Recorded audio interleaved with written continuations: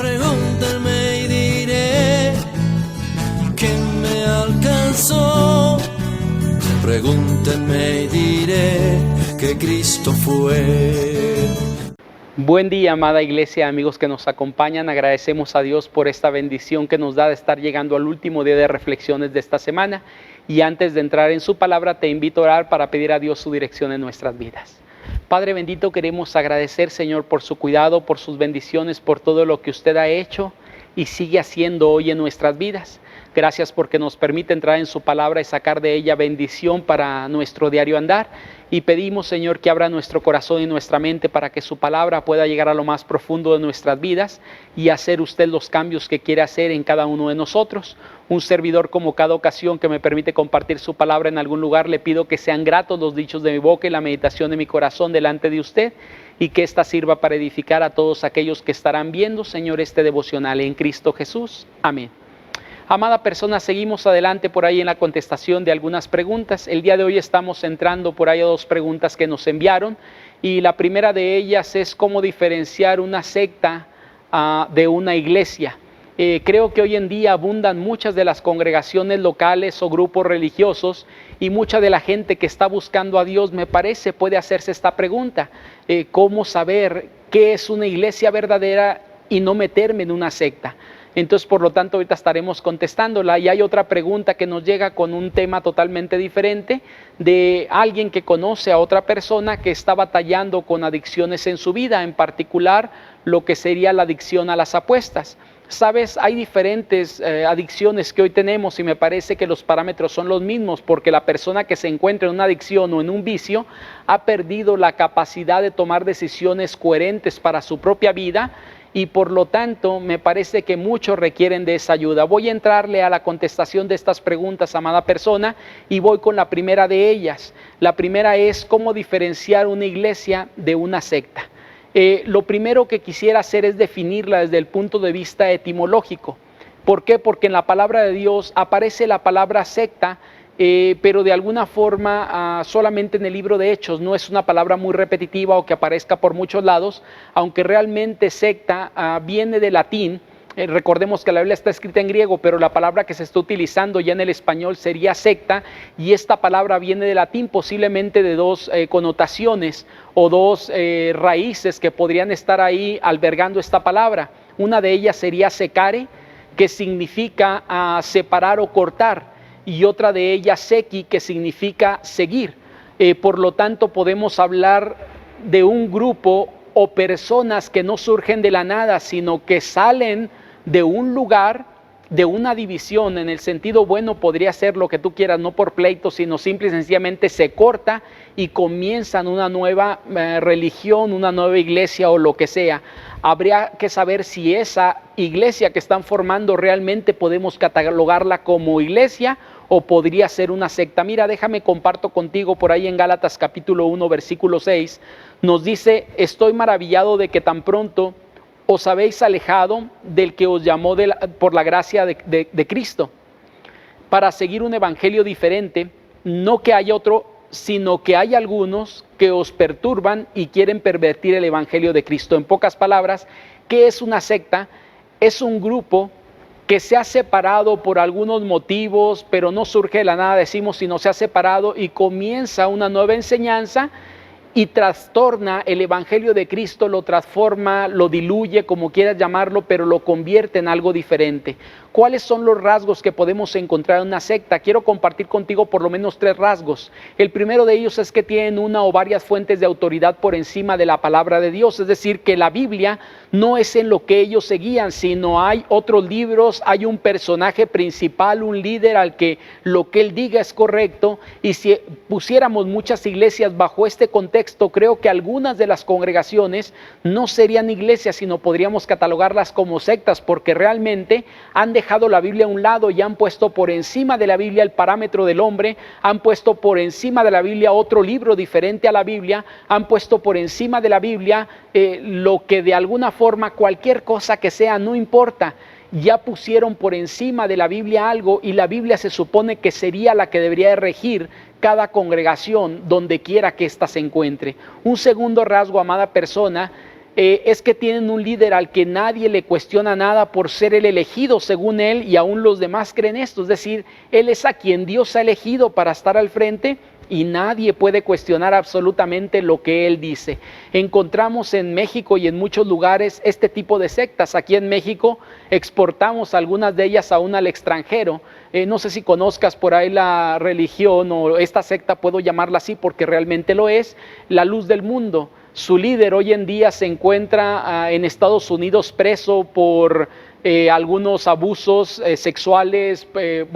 Digo, esto es lo que le han achacado y le han puesto también algunas cuestiones de evasión de fondos y algunas cosas más que hay. Y se encuentra, tú puedes buscarlo, no estoy mintiendo con ello. Y sabes algo, esta persona era incuestionable. De hecho, aun cuando predicaba en la iglesia donde está ubicada o este lugar, parece realmente una ciudad encerrada donde hay una colonia, donde todos son parte de ese lugar, nadie cuestionaba nada, vuelvo a decir. Y esta persona, cada vez que predicaba los domingos, hasta un rayo de luz le caía para decir: este es el elegido. Claro, todo planificado y acomodado para que esto sucediera. Y quiero decirte algo más. Hay un tercer rasgo de estas sectas. Reclaman tener toda la verdad que siempre alguna otra religión había pasado por alto según ellos. Es decir, una nueva enseñanza, algo que descubrieron, el hilo negro que encontraron. Por lo tanto, todos los demás están mal, pero ellos están bien y reclaman ser la única. Quiero decirte algo, la iglesia del Señor, el Señor cuando venga no va a venir por una iglesia hablando de denominación, sino por su iglesia. Y podemos encontrar iglesias del Señor o iglesia del Señor en diferentes denominaciones. Aquella que tenga todo lo contrario a lo que estoy diciendo, es decir, la palabra de Dios sea quien le rija para hacer todo lo que haga, y Dios sea el punto central, Jesucristo es el punto central de la iglesia. Entonces me parece que estamos hablando de una iglesia verdadera. Podemos encontrar otras características más, amada persona, pero toda característica presentará una distorsión del evangelio, es decir, de forma general distorsiona el evangelio para presentar un evangelio diferente al que Jesucristo ha establecido. Quiero compartir contigo por ahí la respuesta a la segunda pregunta. La segunda pregunta es, dice por ahí, ¿cómo luchar contra una adicción o cómo ayudar a alguien para luchar contra una adicción? Los vicios es una de las cosas más difíciles de quitar de una persona, pues se arraigan en el corazón de ella. Y todo vicio, amada persona, es un pecado. Podemos hablar, aquí lo voy a tocar general porque nos hablan de apuestas, pero me parece que son los mismos principios, es lo mismo que está viviendo una persona en cualquier vicio. Podría ser pornografía, podría ser alcoholismo, podría ser drogadicción, podría ser apuestas, cualquier otro vicio que tú encuentres es lo mismo. Es decir, hay algunas cuestiones que están afectadas en la vida de esa persona y hay formas de trabajar con ellos. La primera de ellas es orar mucho por esas personas, porque se va a entrar en un terreno espiritual donde se requiere de alguna forma la ayuda de Dios para ayudar a esas personas que se encuentran sumidas en ese vicio. ¿Por qué digo esto, amada persona? Porque hemos escuchado y hemos visto posiblemente algún familiar, algún amigo, algún conocido a quien le han metido en algún centro de rehabilitación por la fuerza, y sale de ahí y sale en las mismas, lo vuelves a recluir y sale en las mismas, porque el asunto no tiene que ver con lo físico, tiene que ver con lo espiritual. Y si nos vamos a meter en ese terreno, tendríamos que orar mucho por esa persona para que Dios trabaje en el corazón de ella, nos ayude a nosotros para poder ayudar a esa persona también. Y es por eso que digo, se debe orar mucho. Una segunda cosa es que la persona necesita estar entendida o entender que está dominada por algo que no es bueno para su vida y que solamente Dios puede ayudarle. ¿Cómo se llama esto? Arrepentimiento, saber que lo que estoy haciendo es malo.